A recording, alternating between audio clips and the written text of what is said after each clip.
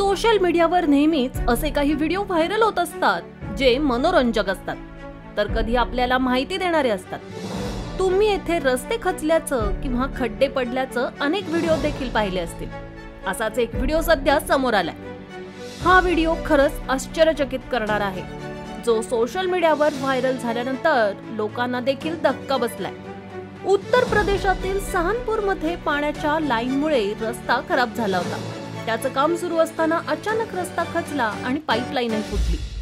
वर्षभरापूर्वी बनवलेला रस्ता 20 फूट खचल्याने सर्वच आश्चर्यचकित झाले आहेत। विशेष म्हणजे यावेळी नगरसेवक व 6 मजूर खड्ड्यात पडून जखमी झाले आहेत। या घटनेमुळे संतप्त झालेल्या लोकांनी कॅम्पसमध्ये गोंधळ घातला आणि रस्ता रोको करून संपावर बसले आहेत। मिळालेल्या माहितीनुसार या ठिकाणी पाण्याची लाईन लिकेज झाल्याने रस्ता आतून पोकळ झाला होता।